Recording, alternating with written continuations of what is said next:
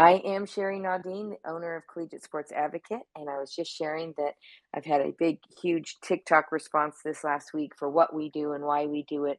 We are unique. We actually get results. We stay with you until you graduate college, and we do all kinds of informational things like our Twitter Live, like our TikTok.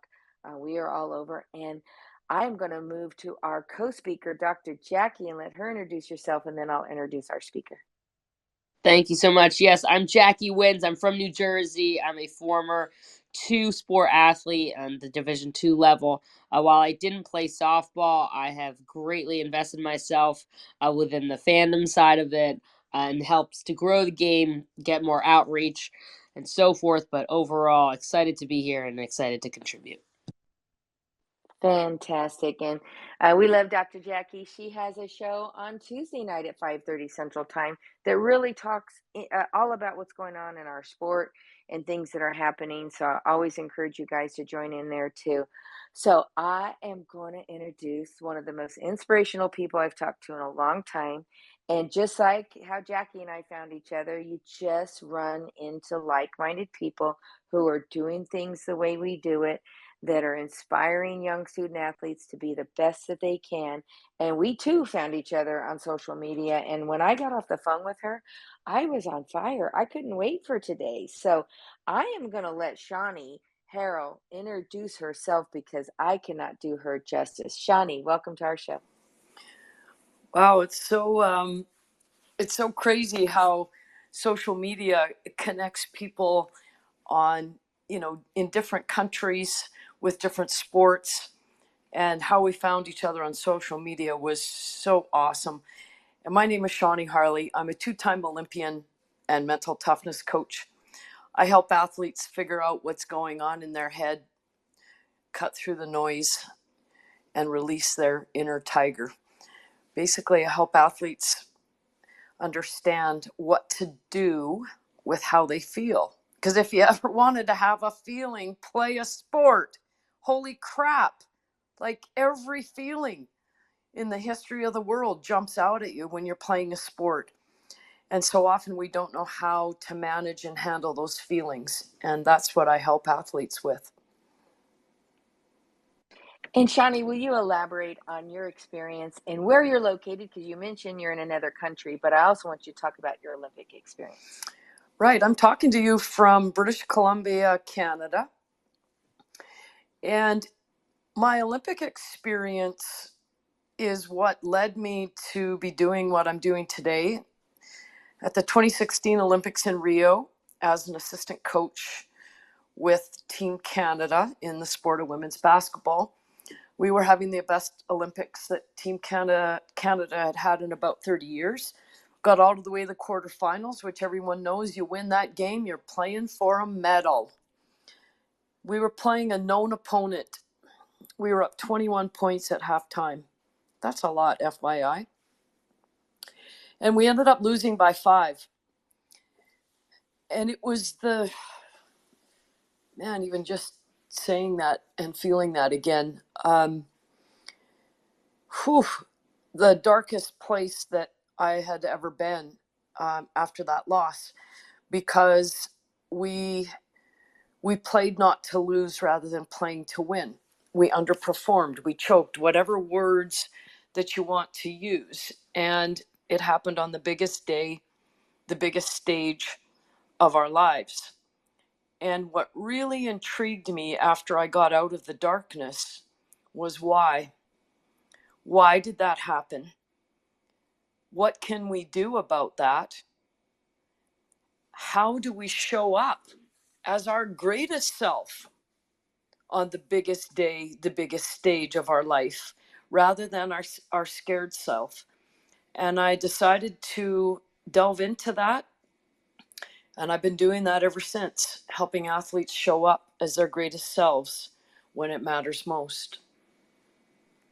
That's incredible. And I know when when Shawnee and I were talking, we went through the how and the why and my favorite line, who, what, where, when, why, and how. And one of the things I loved about what Shawnee said was, doing it before it happens. Mm. So much of what's happened to this student athlete age group right now is it's happened to them instead of preparing for when it does show up to not let it happen to you, but be involved in it. So can you share more with your thoughts there? Yes, I really love the analogy of a storm. And I think sport is just, and life for that matter, but we're talking about sport right now, particularly softball, fast pitch. I think it's just a series of storms. And the truth is, most of the storms are emotional, not physical. And I think it's really damn important to prepare for the storm. And you don't prepare for the storm in the storm. It's too freaking late. It's like being out in the middle of the ocean and your boat tips over and there's 10-foot waves crashing over your head and you're in the water and somebody jumps in and says, "Hey, can I give you swimming lessons?" It's like, "Hello? I kind of needed swimming lessons before I got in the boat." I really believe mental toughness is preparing for the storm because the storm is coming whether we want it to or not. Every single athlete that I work with, every team that I work with, I ask them, "What is your storm plan?" None of them have one. Zero. And that is part of mental toughness. You have to get a storm plan and you have to do it before the storm arrives. That's insanely on point because some of the kids on this call are our current student athletes, and one just had an injury this weekend who also had a previous injury, and I won't call her out because she's lovely and darling. But every student athlete I've ever worked with has had an injury along the way. What are some of the things you can do, prepared, advice and preparing them for the time that they're going to get an injury? If I change the word from injury and I substitute it with disappointment. So what happens? What do we do when we get disappointed or devastated? Let's even use that word. Injuries cause us to feel that way. Big losses. Like after the Olympics, that was how I felt. I felt completely devastated, gutted, was dark and lonely. If we use that word, disappointed, devastated, I think that is more all encompassing because the truth is, every time we play a sport, one of two things, we're going to get one of two things. We're either going to get what we want or we're going to get what we don't want. Injuries are something that we don't want. Big losses are something that we don't want. Getting cut from a team is something that we don't want. But the truth is, these are normal occurrences. And I work with a lot of athletes that have injuries. And the first thing that I would say is once we get through that first few days of, oh crap, like here we go, I'm injured. There's that phase where you feel crappy, right? You feel sorry for yourself. You're like, why is this happening to me? This is so unfair. And I think it's fine to think that way, and I think it's fine to feel that way, but not for too long. I believe that mental toughness is that ability to bounce back when we get what we didn't want. How many stories do we know in sport, in all sports, where an athlete got an injury, came back stronger, better, quicker, faster, smarter than they were before the injury? And I think it's very important that when we are injured, to get to work. Get to work. You got some work to do to get yourself back. Unfortunately, it's usually the kind of work that's not that much fun. It's called physio, it's called rehab. You don't get to stand up there with a bat. You don't get to be out on the field. You don't get to be doing all the things that you love so much about your sport. But if we have mental toughness, we will spend the majority of our time putting our attention on things that we can control. Being injured, I love and it. being injured is Yep. out of Oh, our go ahead. Sorry. control, right? That's out of our control. If we could control it, we'd never get injured. So instead of saying, I can't believe I'm injured, here we go, woe is me, why is this happening? Now I'm going to be last in the lineup, or I'm going to get cut. What are people going to say? It's like, okay, time to get to work. What is in my control? And then go after it. Get hungry. Because if you put your mind to it, you can come back bigger, stronger, faster, quicker, smarter than you were before you got injured. So you hit on something I love, Shawnee, and I fight this one a lot with student athletes. Is they're like, it's a game of failure. Softball's a game of failure. Baseball's a game of failure. And I'm like, no, no, no, no, no. It's the game. If you hit 3 or 4 out of 10, that's success. We have, unfortunately, in our sport, switched it around to where the 7 or 8 times they did not get what they wanted, they call it failure, and it's just such a downer word. And I'm like, no, love the game. That's part of the game. When you don't get those other 6 or 7, successful at bats, measure the things you did have success with and continue to practice the things you have success with. What do you think of that? I'm in agreement. Failure is one of the things I talk about a lot on social media. It's one of the F words that I talk about, failure. And you know what I find so weird about that word? Like you said, you dislike that word. And I'm like, what I think about that word is, why do we fear it? There's another F word. Why is failure bad? Like, who decided that failure is something to be avoided? Because I'm like, you know what? If you want to avoid failure, go play in a really crappy league with crappy players where you're the best. You personally won't fail very often. If you don't want to fail, go find something easy, something not challenging, something that you're already good at. What if we were able to redefine the word? What if we were able to say something like, failure is necessary? If I'm not failing, I'm not growing. We have such a negative connotation around that F word, and athletes avoid it as much as possible. The same with mistakes, right? Mistakes are mini failures. Messing up, mini failures. Striking out, that's a mini failure. Overthrowing first base, that's a mini failure. Throwing the ball over the second baseman's head from that's a mini failure. And everybody has these big hissy fits when these things happen. And I'm like, what the F? Speaking of F words, I'm like, don't you think these things are normal, particularly in elite sport? So what I teach is, why are we avoiding some of these F words like failure instead of accepting them, instead of normalizing them, instead of understanding that failure is part of the requirement if you want to become your greatest self? I like that because here's another perspective. It is that people have put an absolute end when they have failure. Like, it's over, it's done, I failed, versus, like you said, it's a notice to be better. It's a notice of something. I would tell the parents, go home, instead of yelling what your kid needs to fix on the field, why not take a note and work on it in the backyard? Tell your trainer, hey, my kid was doing this or that, versus the negativity that comes with that mistake or that moment to improve, right? And so I think sometimes it's just the awareness that you're not going to get better if you don't have those moments. You're not the best you're going to be right now when you're 15 or 16 or 17 years old going through the recruiting process. And and I've always said, even if you're making mistakes, it's how you handle it that makes you recruitable. Any thoughts there? I love the analogy. If any of the listeners are familiar with Trevor Reagan, and if you're not, his website is called the Learner Lab, and you have to put the at the beginning, thelearnerlab.com.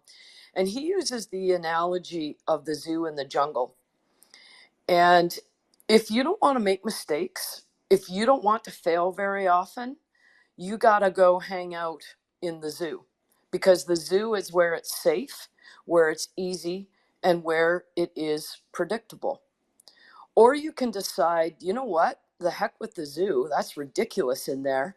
I'm going into the jungle. Think about what the jungle is. It's unsafe, it's hard, and it's unpredictable. It is where all of the mistakes live. I call them the spiders and the snakes. All of the spiders and snakes, all the things that you don't like, failure, losing, messing up, mistakes, what are people saying about me? All of those things, those exist in the jungle. And the price for admission to the jungle is the willingness to fail, the willingness And, to make and mistakes. Shawnee, one of our listeners has messaged us saying, "Would you say the name of that book and that author again?" Yes, it's what I always recommend is the website, and the website is called The Learner Lab, thelearnerlab.com, and the host of that site is Trevor Reagan, and he's got some fabulous free podcasts on there and resources, and he's done a ton of research on what true learning is. And true learning is the jungle, not the zoo. And we're coming back to where did we get to what we're talking about right now is we started with that F word, failure. And so I'm like, okay, you don't want to fail? Go live in the zoo.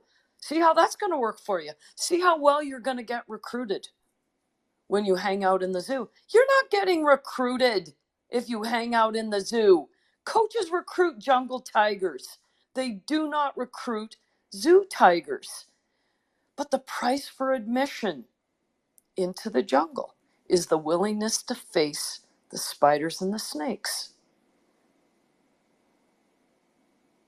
Or I love it. Or be a tiger, right? When I was coaching way back with my co-coach, we used to call be a shark and eat the minnows, but don't be a minnow. Right. You know. So there was another word that you mentioned when we were talking, and it's an F word, fear. Let's talk about fear. Ooh. That's my all-time favorite. There's another F word. Fear is my all-time favorite F word, and here's why. This is what I believe. I believe that to show up on the biggest day, the biggest stage of our life as our greatest self, we must face our deepest fear. Because if we do not, that fear is going to show itself, whether we want it to or not. On the biggest day, the biggest stage of our life, the number one fear is failure. Let's call it losing, whatever words that we want to use. And sport, here's why I love that F word. I like to do the opposite of what sport teaches us. So here's what sport says. You know what? Don't feel that fear. Just fake it till you make it. Oh, just get out there and be confident. Don't let them see you sweat. I think all of that's BS. I think when we do that, it teaches us to be emotionally unintelligent. Seriously, we're going to stand on the top of the podium while being emotionally unintelligent. It doesn't work like that. Facing our fear is part of emotional intelligence, because when we face it, it loses its power over us. And I come back to the story of the Olympics. We didn't know how to face our deepest fear in the middle of the storm. Remember, and also it's too late anyways. You got to face it before. And any of the athletes that are listening in here, when I work with clients, it's the very first thing I say to them. They come on and they're like, "Oh, Shawnee, I want you to help me be more confident." I'm like, "No, don't hire me for that. Can't help you there. But I can help you become emotionally intelligent." And this is the question I ask. What's your deepest fear? Do you know that when I ask that question, most athletes don't have an answer? I'm like, wow, that's interesting. They really have to go down deep, and I sometimes have to help them. And I'm like, it's because you've never thought of it. You've been taught to avoid it, to suppress it, and to sweep it under the carpet. And I think it hinders not only our emotional intelligence, I think it hinders our greatness. Shawnee, incredible. I just want to remind the audience because we're digging deep here. Not only can you give us a tweet and let people know we're on and how great this is, but also if you want to ask a question, you can DM us here or you can private message myself or Jackie. We usually, keep the audience muted just so that we can continue to keep rolling along. And Jackie, I wanted to then cue you here. We have some big time athletes on this call right now. These are going to be some athletes that play in some of the biggest universities in the country. Talk to them about those future moments or some of the face it or some of your other F words. You threw it to me or did you want to throw it to Shawnee? Oh, I'm sorry. I meant Shawnee. Jackie, No, you're I was welcome like, too. Okay. Did I say Jackie? Yeah, sorry. Shawnee, let's go. Sorry, can you just do the question again? Because I was getting ready to listen to Jackie. Oh my gosh. Well, Jackie's also great to hear from. What I was saying is I'm noticing the student athletes that are here in our audience, and some of them are big time players. They're young, they're facing the recruiting process. They're facing this upcoming season with wondering who's going to show up on their sidelines. Talk to them about some of the things that they might be facing at this age group. If they're really, most listeners on here have a school in mind where they would love to go and play and they would love to get a scholarship. And my guess is it would really help them to face another F word. And that F word is FOPO, FOPO. And it's an acronym. It stands for fear of people's opinions. Why do so often when an athlete's playing and then they look over to the sidelines and somebody important is standing there? Think about the fear that kicks in. And when fear kicks in and we haven't handled it, it doesn't improve our performance. In fact, our performance decreases when fear overtakes us and we haven't handled it. We play worse. Isn't that terrible to play worse when someone important is watching? If you think about athletes, when somebody important is watching, I guarantee you're thinking about what they're thinking about. You're thinking, wow, do they like me? I wonder what they think of me. Comparing yourselves to other athletes that they might be recruiting. And this F word is really important to handle, fear of people's opinions. Because if you don't handle it, you're going to play worse than when they're watching you because you're trying to please them. What if you did this instead? When you see someone important watching, you face the fear. You'd be like, yep, there they are. They're looking right at me. And then you say this to yourself, I wonder what they're thinking. So what we do is we walk toward the fear. We walk toward it instead of away from it. And I just gave you step 1 of the formula. And I'm going to give you, so the step 1 of the formula is this: WAIT, WAIT. It's an acronym. And it actually means wait, pause, chill, take a moment. And it stands for what am I thinking? This is how we become emotionally intelligent. We think about what we're thinking about. What a concept. So you can be like, oh, yep, what am I thinking? There they are. They're looking at me. Holy crap. I feel like peeing my pants. I sure hope that they like me. Wow, I hope I do. Whatever it is, you speak the truth instead of hiding from the truth. You face the truth and you name it. That's what WAIT stands for. That's step 1. Step 2 is shift. Shift means I'm going to shift my thoughts to something that makes me feel strong. Because I guarantee you, when you're in FOPO, fear of people's opinions, you do not feel strong. You feel weak, you feel scared, you feel nervous, and you feel self-conscious. And all of those things will make you perform worse. So shift. Shift to a thought that makes you feel stronger. And you do it like this. You'd be like, holy cows, I feel like peeing my pants. What are they thinking? Oh my goodness, blah, blah, blah. All of the self-doubt.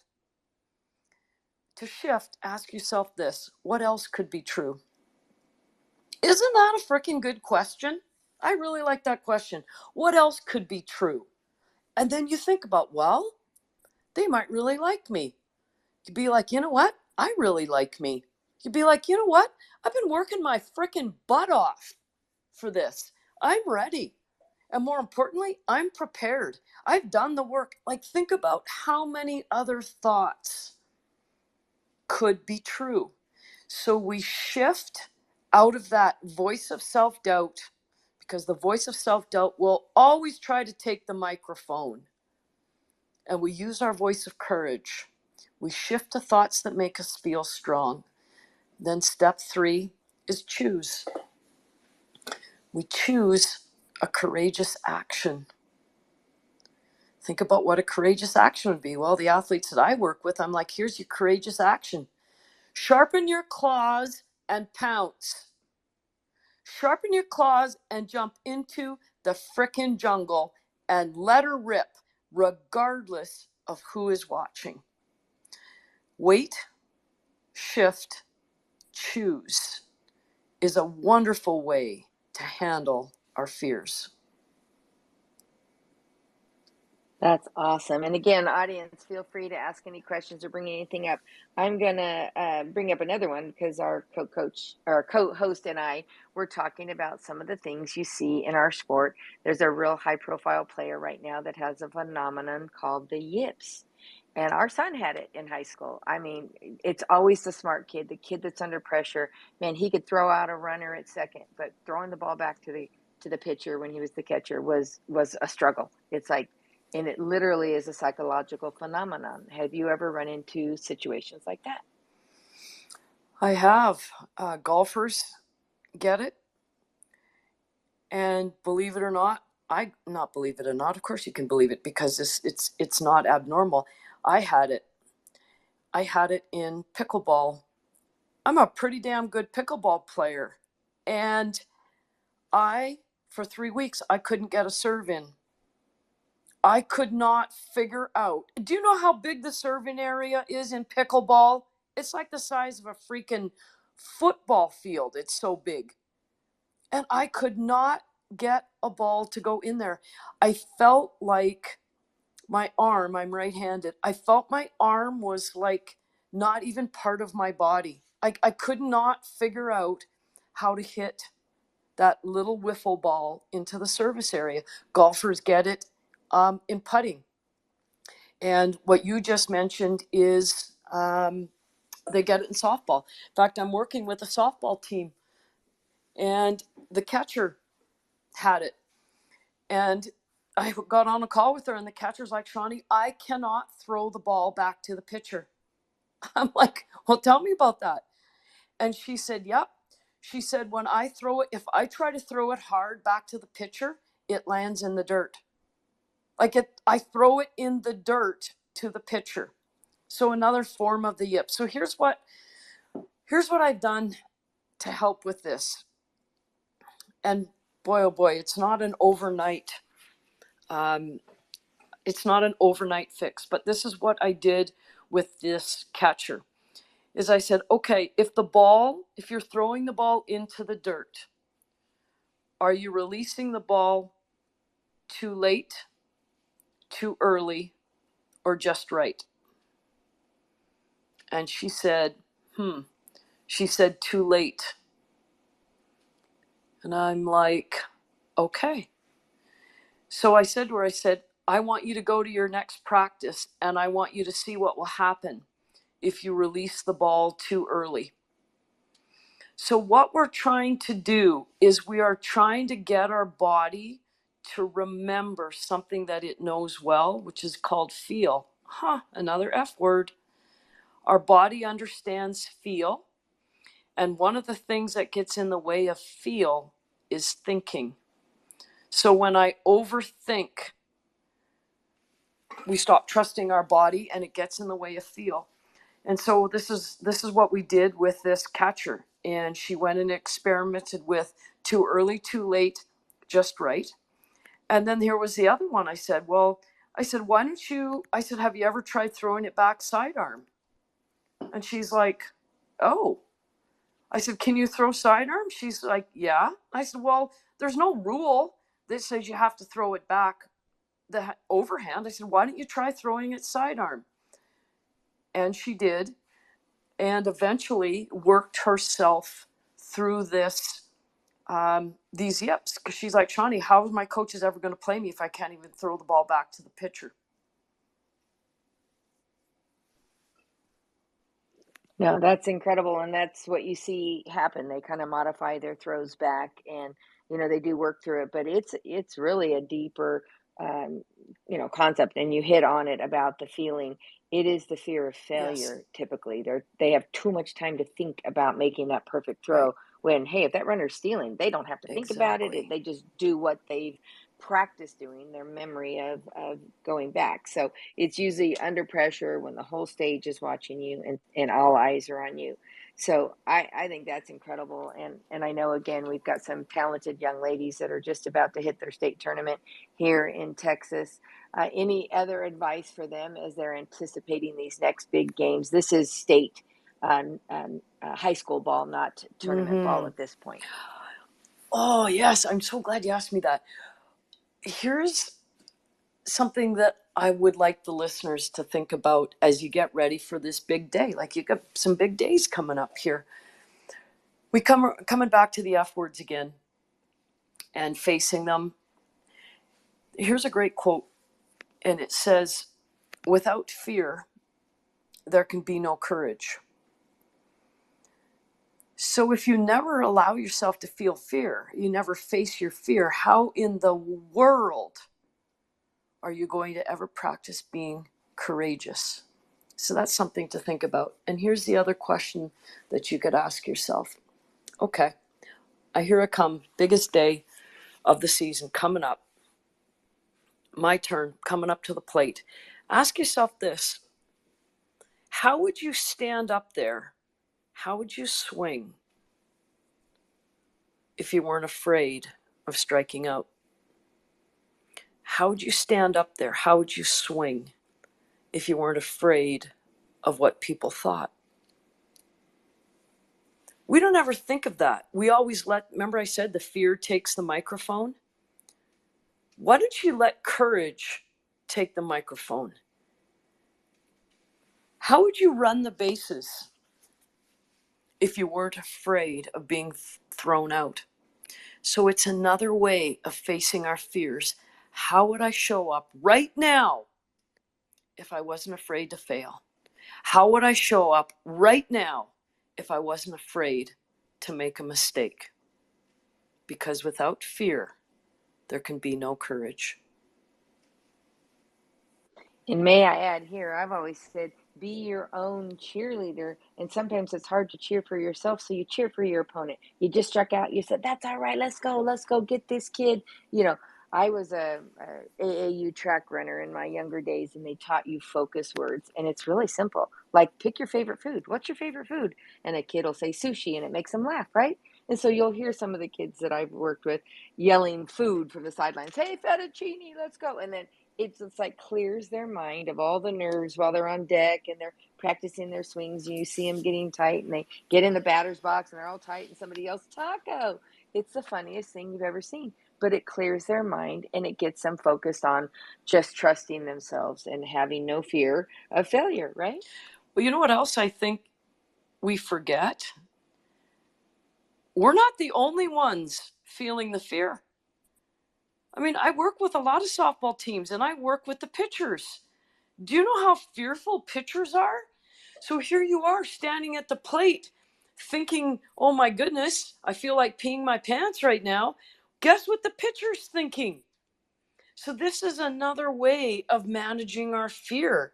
Being like, you know what? I'm not the only one right now. But now that I've been on this podcast, I know about courage, and that pitcher doesn't. I've been on this podcast. I know about how to face my fears. I know about the jungle, and that pitcher doesn't. You are not the only one that's feeling this fear. So use what you've learned on this podcast. It's an advantage that the pitcher you face does not have. That's incredible. And it takes your mind off of it instantly too and gives it something productive to deal with. So Shawnee, and I'm not calling this an end here, but I do want you to either give to me or Jackie how we can connect with you, and we'll put it up on the notes here. But tell us more about what you have done over the years and some of the programs you have available. And then that gives our listeners some time to ask some questions. Sure. My website is in my Twitter profile. I'm also on Facebook if any of your parents want to find me there, because I don't think many of the athletes are on Facebook, although some are. I'm also on Instagram. And there are 3 ways that I'm currently helping athletes, parents, and coaches. I do private coaching, I do team coaching, and I also have a spot on my website that's called the Tiger Den, and it is full of mental toughness videos. I've got free ones in there, and I've got paid ones in there. And the goal in all of the coaching is to help athletes, parents, and coaches fill up their mental toughness toolkit. Excellent. We have a question from the audience. Could you repeat the WAIT acronym? Yes. So it's WAIT, and it means that wait, pause, chill, take a moment, take a breath. And it stands for what am I thinking? In other words, it's a reminder for us to think about what we are thinking about. Because if we don't think about what we're thinking about, how in the world are we supposed to manage it? And that is when fear takes the microphone, when we're not thinking about what we're thinking about. Awesome. And we don't have any more questions at the time. So are there other concepts or things that you want to share with the group? One would be a reminder.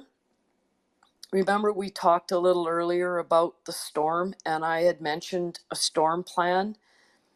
And no athletes, parents, coaches, or teams, when they first come to work with me, none of them have one.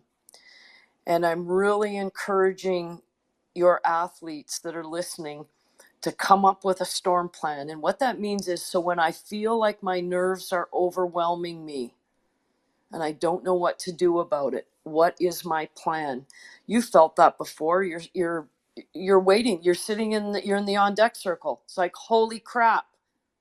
Then you're standing, like, you know what this is when these feelings start overwhelming, and to get a storm plan. And if you can't think of one, I'm a big fan of the formula that I gave you: wait, shift, choose. We think about what we're thinking about, we name it, we look at it, we face it, then we shift to thoughts that make us feel stronger, and then we choose. We choose a courageous action. So that's my reminder, the importance of a storm plan. Jackie, we love to hear from Dr. Jackie anytime.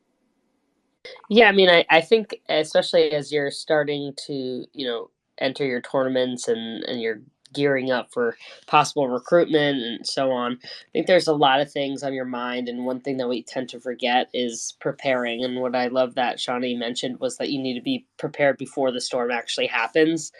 And that's so very important, and something that I, really reminded me a lot, even about my life currently, as you were speaking, is that we need to realize that there's going to be a lot coming ahead of us, and sometimes we don't prepare our youth players enough for that.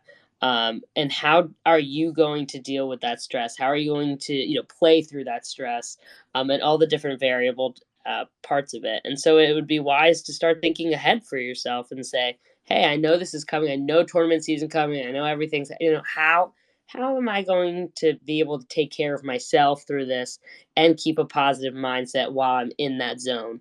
And when you're up at bat and all of the different aspects of the play. So, as an athlete, that you find your own little quirks and things that you do.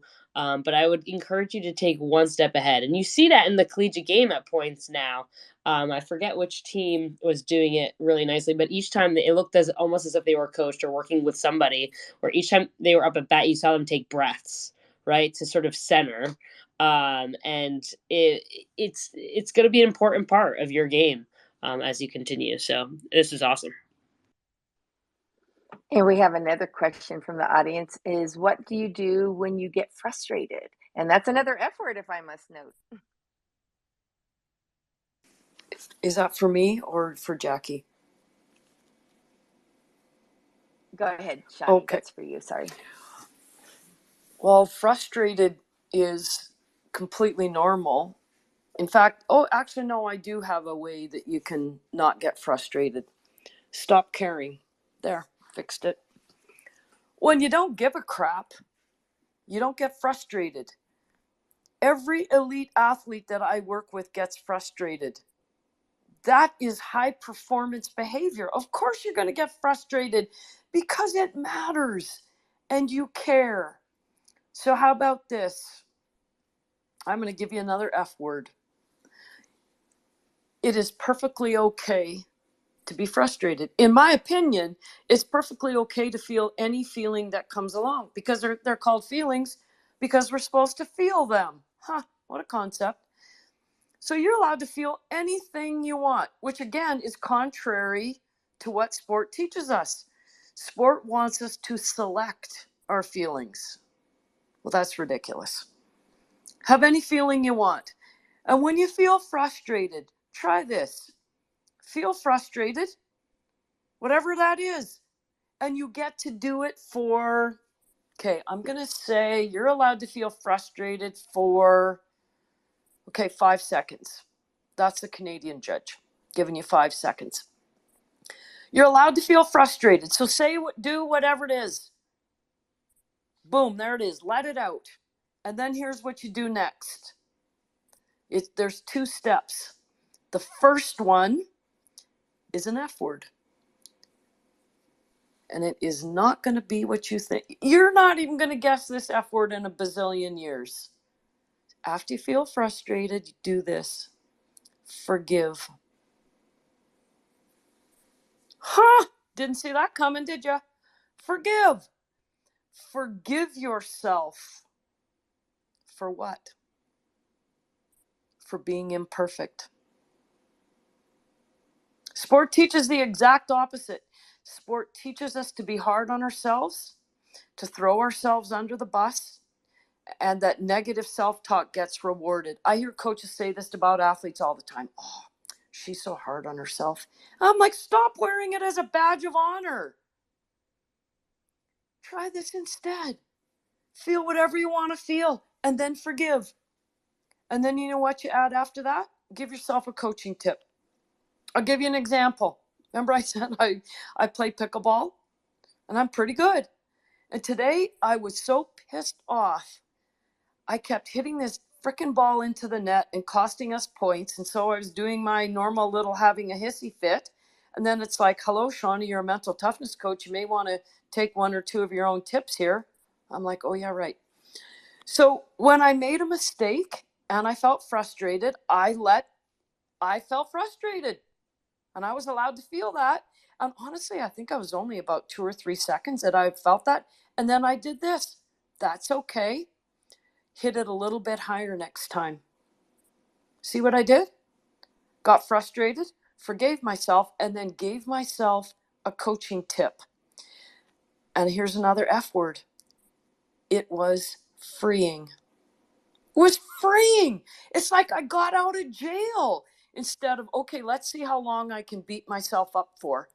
It was like, nope, feel the feeling, forgive, give yourself a coaching tip, get back into the jungle. I've used it. I teach it to every athlete that I work with. Forgive is an unbelievably powerful tool because it lets you out of jail. I love it how you said lets you out of the jungle. I think that's great. We're just about out of time. If anybody has any last questions or comments, I think it's amazing. Again, Shawnee's information is up there on her Twitter. You can find her on all of her social media accounts. And of course, she is a partner up on our CSA partner page. And all of our Twitter lives are up there. We've had some incredible speakers the last few weeks. Be a student of the game, be a student of where you're at. There's so much to learn and so much to inspire you from. And that's why when I connected with Shawnee, I was just like, wow, this is exactly what this group needs. You're finishing high school seasons. You're going into some of these are the most elite players in the country. They're going into the highest part of the first time they're on the recruiting stage. It's a whole new jungle that you're entering into, ladies. So hey, that might be a theme for some of your teams, have a little jungle theme and, embrace this. I think this has been fabulous. Jackie, any parting thoughts? Yeah, I mean, it's so interesting, and we talk about this a lot, Sherry. How some of the biggest parts of the game are probably the least talked about, right? Your mental aspect of the game, right, is 50% or more, right? And so we talk about it potentially the least, and I think that having Shawnee on here and having this perspective and these tools, right? These are actual tangible things that you can use, right, and implement. Harder sometimes said than done, of course, right? And as Johnny mentioned, this is not something that like overnight you can be like, whoa, right? Potentially some things, but it takes a lot of practice, right? Of doing these things and consciously saying, hey, okay, I'm going to use this weight principle. I'm going to continue to do this and dedicate that time. But I strongly urge the players in this room to commit to the mental game as hard as you commit, or potentially harder, than to some of your skills and practices like that forth, because it's going to impact you at some point, right? Something will impact your mind, whether that's grades, moving away from home, a breakup, who knows, whatever that is.